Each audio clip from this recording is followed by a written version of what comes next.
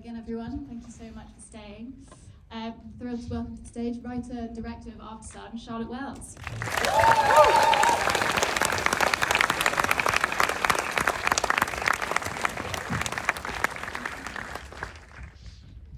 Charlotte, thank you so much for joining us and for making Aftersun.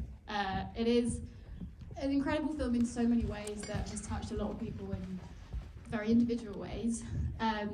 But you've said before that the film does have perhaps some personal elements in it. I'm interested, not necessarily in the starting point of the film, but kind of specific memories or images that you might have from your own childhood, which you kind of look back on while you were developing Aftersun. Yeah, it's hard to point to one because that was the basis of the first outline that I worked from. I basically spent, years really listing anecdotes, details, lines of dialogue, memories, essentially from all throughout childhood, not just from holidays. And I would kind of do these exercises as I began to write, spending 15 minutes just free writing whatever I could think of, and I would use those and organize them, and ultimately organize them into 2 A4 pages with 7 headings, day 1, 2, 3, 4, 5, 6, 7, and kind of place them in a way that made sense to me. I was holding in my head a lot that wasn't on the page, arcs, things that repeated themselves over the course of the trip and developed and built. There were a few scenes that were specifically based on memories, and none of them made the final cut.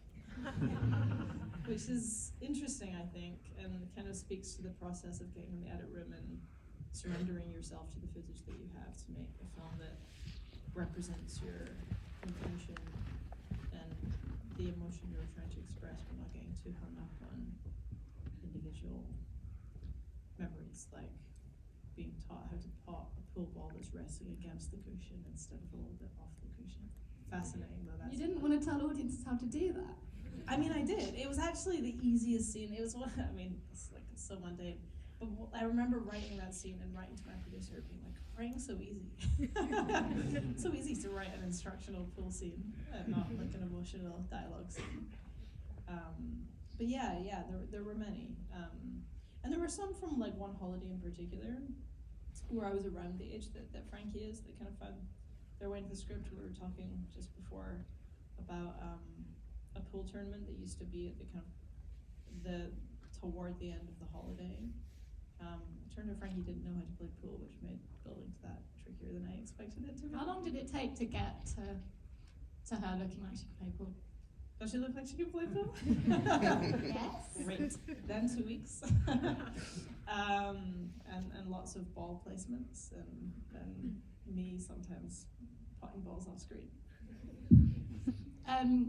Frankie Coria, who plays young Sophie, it's astonishing that this is her first screen role.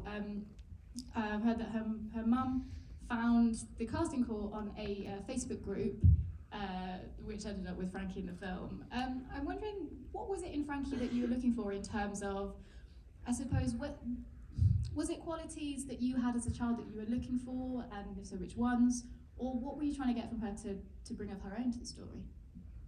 I wasn't trying to find a kid that seemed exactly like I was as a child. Like, it isn't autobiographical in like a very straightforward sense. Like, I think it's building to a feeling that's mine, but I wanted to let the characters evolve beyond their starting inspiration. But I do think there was like some essence of like who I was as a kid that I was drawn towards, like kids who, first of all, a kid who felt like a kid, and I didn't want to portray a kid that felt like an adult or a kid who was extremely precocious for their age. And Frankie felt like a kid. She was 10 at the time. She turned 11 on set, so she's 10 or 11 in film. A kid who was kind of sporty, a kid who had a bit of attitude, a kid who would talk back, which Frankie certainly does. But what we found in Frankie wasn't just those things. Frankie's a very contemporary kid. She's like a kid of 22 now. Like, her audition tapes were TikTok videos, basically. But Frankie can act, and she can act in a way I didn't necessarily expect to find. I thought I'd find a kid who was just so captivating to look at that would be enough, and I could meet them halfway or more to make them feel comfortable on screen and be this character by essentially being themselves. But Frankie isn't herself in the film. She is this character, like it or not, and sometimes she didn't like it. Like the motorbike scene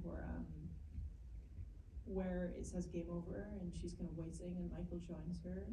Just remember her sitting there saying, this is so cringe. Sophie's so cringe. Why is she like, like she just says game over. She's not even playing, like, so cringe. How did that make you feel? I mean, well, you can do this laugh. Like that was the least of the grief that Frankie gave me. I heard she hated the karaoke scene. She hates that song. She hates all music from the 90s. This is what I mean. I shared a playlist with her and Paul. And Paul at least does a better job of pretending to have listened to the playlist. Whether he did or not, I don't know. But Frankie is just like, no. Wasn't interested. Wasn't interested at all. The karaoke scene was a lot of work to get her to the point where she would do it. She wouldn't get up on that stage.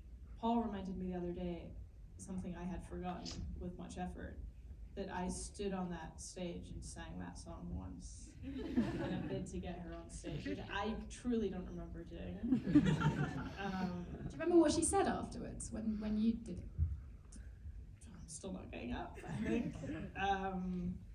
But what she did was she got up and she stood there on the stage during a rehearsal and she did vaguely, audibly say the words to the song by herself over the course of playing it, and that was all I needed. Like, I needed to know she was willing to stand up there and do it. She didn't need to do it well. She did it 1.5 times on set, and that's what's in the film. And she did it in front of a full audience. I mean, it was amazing. It was amazing. I mean, once is all you need with this. Yeah. I want to talk a little bit about Paul, because I feel like for a lot of audience members before seeing Aftersun, they might have seen him in Normal People. And I think you could say that he's cast against type. You're obviously playing a dad, where he was playing like a high schooler in that. But to me, it feels like they have a lot of things in common in terms of that kind of really like raw emotion that is in it, and they're both like very painful to watch in a very good way. Did that come into consideration at all when you met him, or was it just kind of him specifically as an actor and as a person that led your conversations? Yeah, I was really drawn to who he was as a person. He'd proven himself to be a really good actor. I don't know that I was thinking that he would be good because of who he played in Normal People, or any similarity there might be between those characters. The thought just never occurred to me. Because I was watching more for, I think when you watch actors in something, and I went back and watched Normal People specifically with an eye on this, like you're looking more specifically, you're looking to micro to really like step back and see those connections. I just really liked how warm and open he was, like his capacity for vulnerability, and this like physicality that he has that felt necessary for the role. It felt necessary that this feel like someone who does have it together, so that the gradual unveiling of his struggle over the course of the film could come as something unexpected. I'm wondering if you could talk a little bit about how Tai Chi came into the film to play such a big part in Callum's journey, and also the fact that Paul kind of had to teach himself with a book as well, right? Yeah, which was somewhat laziness on my part. So Callum's self-taught, so you should probably. It was the Tai Chi for Dummies book. Is that what he did? We didn't even send him a book. It was very self-directed. That's an interesting question. I did a panel earlier today with 2 other filmmakers who made personal films, and one thing that came up was sometimes you write something thinking that it is emerging from your own, mind, and you take this like pride in having conjured something utterly fictional, and then your family see the film and remind you that all of the men in that family had this bizarre tendency toward practicing Tai Chi. So I think that was something I had taken from the recesses of my mind that my dad did and that his brothers did, very unusually, I think. And I liked it as like an externalization, like a dramatization of his search for some kind of peace. I think what's tricky about making a film about, or at least for his character, that his struggle is so internal, is how do you dramatize that on screen? And the Tai Chi offered a way to do that. I will open it up to the audience in a minute, but just before I do, I want to ask a little bit about the time that you all spent together before you started filming, as I know you spent 2 weeks together, basically on what sounds like a holiday. All I want to know is, like, was it a holiday? What did you do? How much of it was work, and how much of it, what did you get to enjoy together and like kind of make happy memories before filming? I mean, I think it was more of a holiday for them just because I had a vision of 2 weeks that we just spent together working on, you know, the script or work or getting to know each other, them bonding. But the reality was that I was away most of those days, doing technical prep for the shoot. And so I would have like 1 to 2 hours with them at most every day. And it turned out to be enough because the most important thing during that period was that they get to know each other and that they bond, and that Paul has some sense of taking responsibility for her and being responsible for her basic needs. And so they went on holiday, really. We shot at one of the hotels and filmed the bigger one. We stayed in the hotel we shot in, obviously we shot in. And that was kind of useful in a way because it got us all used to being in the space. It was the first thing we shot. It was like very much being thrown in the deep end, having made short films with like 9 friends in families' homes, to being on this like resort set with 70 extras in the background. So it was nice to have that time. But mainly it was time for them to get to know each other, and they did, and they liked each other, which is kind of luck. I mean, you can try your best to predict chemistry, but because of COVID, doing that over Zoom is you know, it's always going to be a leap of faith. And luckily it was one that worked out. So they'd go to the beach, they'd hang by the pool, he'd feed her lots of ice cream, which is a quick way to Frankie's heart. And yeah, they connected. It was fun, and I think over the course of the whole experience, I definitely got a holiday out of it. I'm glad. I hope at some point all of this does become a bit of a holiday for you as well. Yeah, no, absolutely. And I think like I would try to protect. It's difficult to protect time because it is a 24-hour-a-day kind of enveloping commitment. But between 3 and 6 on Sunday afternoons, I would try to drink a beer and have a beer. That's a good rule. I don't know if we have a mic, because I can't see anything with these lights, but if anyone has any questions, please raise your hand. We do have a mic. There is a question in the second row, I think. Third? Second? Just first of all, congratulations on the films, absolutely stunning, and twice seeing it, twice cried, so thank you for that. But the under pressure sequence, absolutely stunning. I'd love to know what led you to decide on using the song, but also what were the challenges of editing that sequence? Many. Song first. The song, I use music as like a procrastination / inspiration, kind of working up to writing or doing whatever I'm doing, and go down many rabbit holes, and one of them once led me to this stripped back vocal version of Under Pressure. I don't know why I brought it in. I remember we were cutting in Edinburgh, and I brought it into the edit, maybe so I could listen to, maybe just to have something to cut to rhythmically. And I put it on the timeline on top of what was temp score, and it just happened to line up at exactly the right second. I think if it had come 10 seconds before or after, it might not have worked. and it did work. We thought it worked. We weren't sure. Well, there was definitely a concern that it was way too much. Like it offers like almost lyrical exposition that is totally absent from the rest of the film. It was described to me once as a choice with a capital C.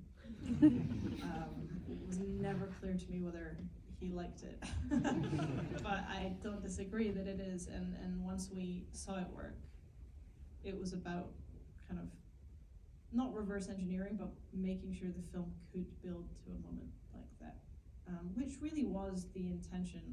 That scene plays almost as close to script as any scene in the film.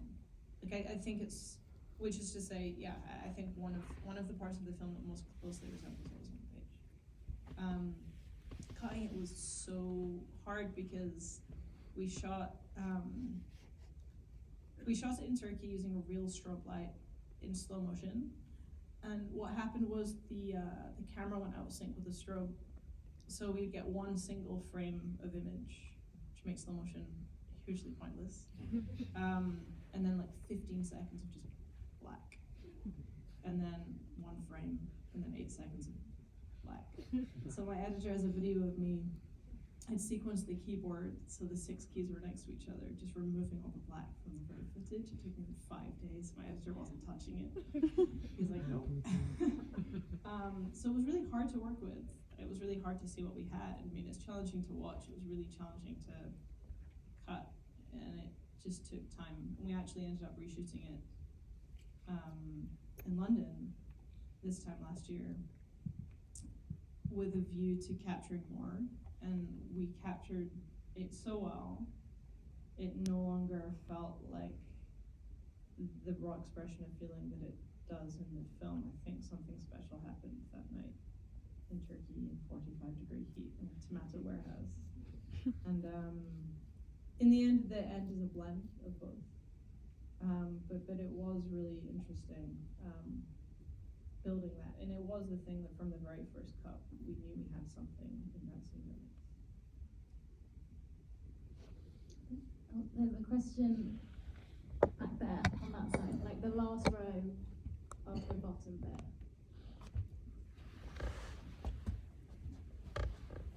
So another editing question. That's going to be so throughout the film we see the brief cuts to the present day. What I was just wondering was there ever the intention of including any more of that, or was it always just what you see in the final film? There was an intention of including less, I would say. In the very, very first draft of the script, this is the only thing I'm reluctant to say. In the very first draft of the script, adult Sophie was almost kind of in scenes on the holiday in a very passive way, which is why ultimately I took her out because it was too passive. It didn't add anything. But in terms of being in a present day timeline, no.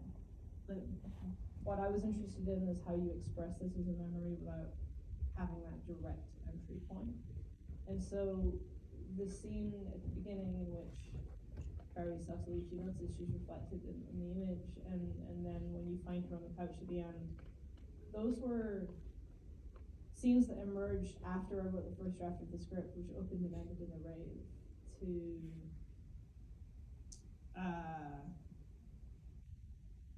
I don't know, to kind of bind the different worlds of the film, the different perspectives held within the film, and was in response to notes, and I think there were very good notes about the perspective and whose film this was. And I think ultimately adult Sophie is the overarching perspective of the film, and the question was, how do you communicate that?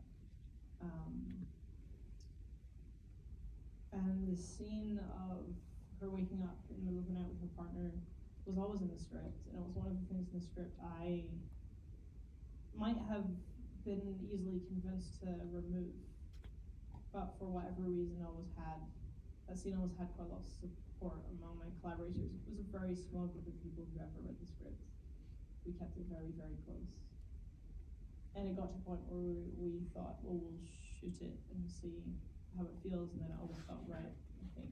in the cut. We have time for one more question, maybe. Back on that side.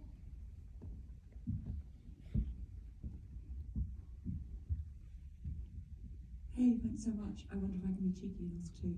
I absolutely loved your short film Laps. I just think it's extraordinary.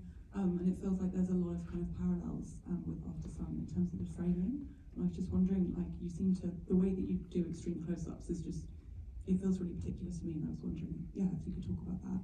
And then also just, my God, this is your first feature. Like, what was it like? Just would love to hear you talk about how it felt to go from Laps and Blue Tuesday to this. Thank you for watching this on my shorts. Greg, who shot this, we went to film school together, we've worked together a lot. He's worked on all my shorts, I've worked on all of his. He also shot Laps. It was the only one of my shorts that he shot. And it's interesting because while we share a similar but not identical taste, our instincts are quite different. His instinct is always to move back and my instinct is always to move forward. And I got to the point where the AC would make fun of me on set because I would stand there and be like, just lens, I don't know, just thinking maybe, and he'd be like, here's the 75. Because he knew I always wanted to go closer, and I don't know why that is. I guess that's just some view I have of the world of wanting to see detail. And we were very specific about, like I just mentioned briefly, perspective within the film. And Greg and I worked extensively before we got to Turkey about understanding for ourselves our visual strategy for each of those. And one of them was young Sophie's direct point of view. And the idea was to create images that felt like they were almost the basis of memories, but be fragmented, as though you don't have a complete view of a person and you're kind of piecing them back together. Or you remember a detail like a hand over a sunbed or a football earring in a girl's ear. I think Lynn Ramsey, Claire Denis, people who, the filmmakers who I think can pull the camera quite close and just get such amazing, like, textured specificity in their images. Like, they're definitely people I admire, and I'm not trying to emulate. But they're definitely always images that wind up in collections of references as we're working toward production. My first feature, I don't know, I've been working on this for a long time. It's a long time coming. Like, I first started this after I made my very first short film, which is something I only realized very recently, that this is in many ways a continuation of that film, in theme at least. And I made 2 other short films after I first conceived of this and learned more. And this has a lot in common with the last short film, which also ended in a dance sequence set to music where fantasy and reality fork. It felt really overwhelming when I first got to set and realized how many people were there working on this thing. Like, for so long it had just been me and a computer alone. But ultimately, it felt the same as making a short. You know, the people that you interact with on a daily basis are still 9 or 10. They just have to be for efficiency's sake. I think the edit was the hardest part, maintaining like the stamina over the course of 7 months for an edit that marginal changes made really big differences to people's perception of the film. And it is a very personal film, and I had a quite clear vision of what I wanted it to be from the point that the script was finished. And I was lucky I had an editor who also went to film school with Greg and I, who always believed in the film and was working with people who, when my hand slipped off the wheel, which occasionally, very occasionally it did, they were there to catch it. So I think having people who I'd made shorts with, having those 2, and then having producers that I had a really great relationship with, yeah, made it all possible. Charlotte, thank you so much for joining us. Before you go, I want to ask one final question. Where can people watch your short films? They can watch them on Vimeo. Two of them are on Vimeo, and the third one you can find on our website. Just password protected. The password may just be written underneath it. Thank you so much for joining us. Thank you for making Aftersun. Thank you to Picturehouse. Thank you to Movie. Aftersun is in cinemas this Friday, so go and see it again. Thank you for joining us.